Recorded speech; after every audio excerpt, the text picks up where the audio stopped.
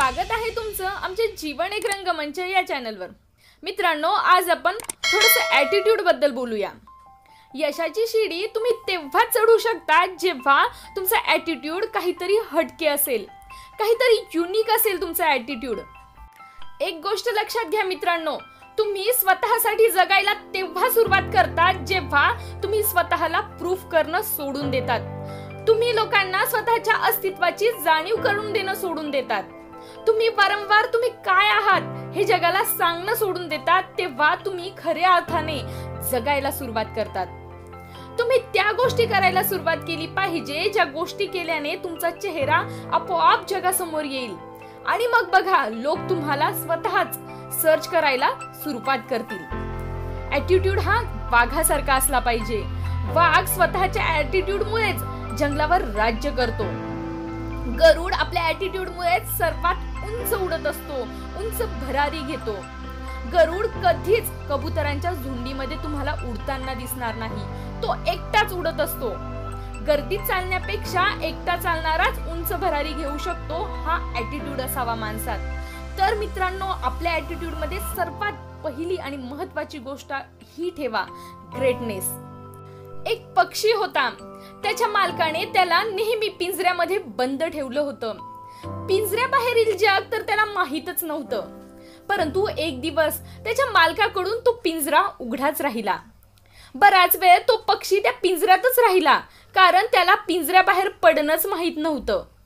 थोड्या वेळाने थोडासा बाहेर आला आणि उडण्याचा प्रयत्न तो करू लागला।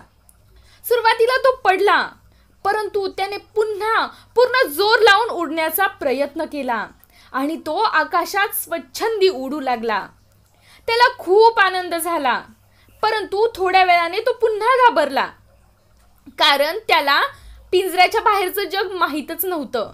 त्यामुळे तो घाबरला। त्याला स्वतःच्या पिंजऱ्याची आणि मालकाची आठवण येत होती। तो दमून एका झाडाच्या फांदीवर येऊन बसला।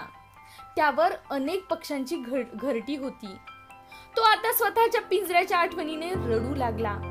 आपण हे कुठे आलोय या जगात, त्याला काहीच कळेना। त्याला रडताना पाहून बाकी पक्षी जमा झाले, किलबिलाट करू लागले। त्याने स्वतःचं घर, मालक, पिंजरा याबद्दल सगळं सांगितलं। तेव्हा इतर पक्षी त्याच्यावर हसले आणि त्याला म्हणाले, अरे वेड्या, चूक त्या मालकाची आहे। एवढे दिवस तू त्यांच्या कैदेमध्ये होतास, आज तू स्वतंत्र झाला आहेस। तू हवं तिथं जाऊ शकतो, हवं ते खाऊ शकतो, हवं ते करू शकतो। कुणाच्या म्हणण्याप्रमाणे जगण्याची आता तुला मुळीच गरज नाहीये। तू देखील या झाडावर तुझं घरटं बनव, स्वतंत्र आयुष्य जग, आनंदी हो। आज तू मुक्त झाला आहेस आणि त्या दिवसानंतर तो नवा पक्षी दूर दूर पर्यंत उडू शकत होता। तर मित्रांनो, तुम्ही ज्या विश्वात राहतात तर बघा, त्या बाहेरही जग आहे का? यापेक्षाही मोठं काहीतरी अचीव केलं जाऊ शकतं का? आणि जर अचीव केलं जाऊ शकतं तर छोट्या छोट्या गोष्टीचा विचार का करायचा? करा प्रयत्न, घ्या भरारी, काय होईल? एकदा पडाल, दोनदा पडाल, पण एक दिवस आकाशाला गवसणी नक्की घालाल। मित्रांनो, दुसरी गोष्ट, ॲटिट्यूड तुमचा एंटरटेनर असा ठेवा, मनोरंजक बना। असं बना की कुणालाही तुमचं बोलणं नेहमी ऐकत राहावंसं वाटलं पाहिजे। आपल्या सर्वांना माहित आहे की हे जे मोठे मोठे ऍक्टर असतात, कलाकार असतात ना, ते आपल्याला आयुष्यभर एंटरटेन करत असतात। आपल्या अभिनयाने आपल्याला हसवतात, रडवतात, अंगामध्ये आपल्या जोश निर्माण करतात। त्याचमुळे आपण त्यांच्याशी अटॅच होत असतो आणि जेव्हा ते या जगाला सोडून जातात तेव्हा आपल्यालाही खूप दुःख होतं की माझा आवडता अभिनेता या जगाला सोडून गेला। तर बघा मित्रांनो, न कधी आपण त्यांना भेटलेलो असतो, न कधी आपण त्यांना पर्सनली ओळखत असतो, आणि तरीही आपण एवढे जास्त त्यांच्याशी अटॅच झालेलो असतो।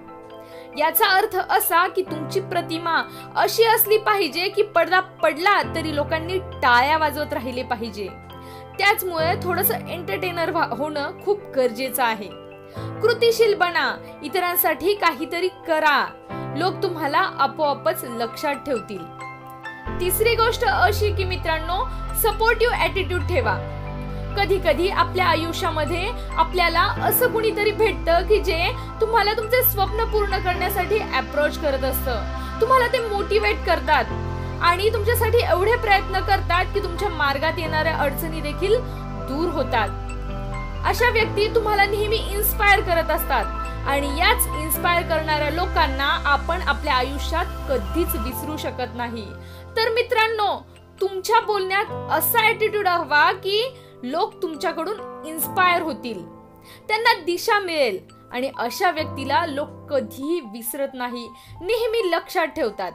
चौथी गोष्ट, चॅलेंजिंग ॲटिट्यूड ठेवा। बघा मित्रांनो, सिंपल गोष्टी तर कुणीही करू शकतं, परंतु गोष्टी त्यांच्याच लक्षात ठेवल्या जातात किंवा सांगितल्या जातात ज्यांनी काहीतरी चॅलेंजिंग करून दाखवलंय। स्त्रियांनी खूप दुःख भोगलंय असं ऐकलं जातं, पण नावही त्याच स्त्रियांचं पुढे आलं आहे ज्यांनी काहीतरी चॅलेंजिंग गोष्टी करून दाखविल्यात। कल्पना चावला हे नाव आपण सर्वांनीच ऐकलंय। कल्पना चावला या पहिल्या भारतीय महिला अंतराळवीर आपल्या कायमच लक्षात राहिल्या ना। हे लक्षात ठेवा मित्रांनो, जगाच्या इतिहासात त्यांचंच नाव लिहिलं जातं जे जिंकतात किंवा ज्यांच्या कर्तृत्वाने समाजामध्ये सकारात्मक बदल घडविला आहे, त्यांचं नाही जे हारण्याच्या भीतीनेच मैदान सोडून पळून गेले आहेत। तर थोडा विचार करा मित्रांनो। पाचवी गोष्ट, केअरिंग ॲटिट्यूड ठेवा। केअरिंग बनणं खूप जास्त गरजेचं आहे मित्रांनो, मग ते स्वतःसाठी बना अथवा इतरांसाठी। जर एखाद्या वेळी तुमची फीलिंग हर्ट होत आहे, कुणी तुम्हाला समजूनच घेत नाहीये, त्यामुळे तुम्हाला त्रास होत असेल, तर साहजिकच तुम्ही ती गोष्ट त्या व्यक्तीपासून दूर जाल किंवा त्या व्यक्तीला त्या गोष्टीला स्वतःपासून दूर कराल। ही असते स्वतःची केअर। आणि जर कुणी तुमचे परेशान आहेत, अडचणीत आहेत, ते तुमच्याकडून मदतीची अपेक्षा करतात किंवा कधी कधी ते हेल्प मागतही नाही, तरीही तुम्ही त्यांच्या मदतीला समोर जातात किंवा गेलं पाहिजे। ही असते आपल्या माणसाची काळजी। हेच पाहिलं जातं की कुणाच्या वाईट काळामध्ये कोण सोबत उभा आहे। यामुळे कुणाच्या वेळेवर कधीच हसू नका, शक्य असेल तर त्याची मदत करा।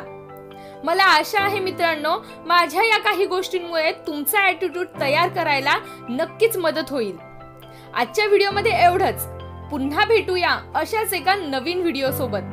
तोपर्यंत पाहत रहा जीवन एक रंगमंच।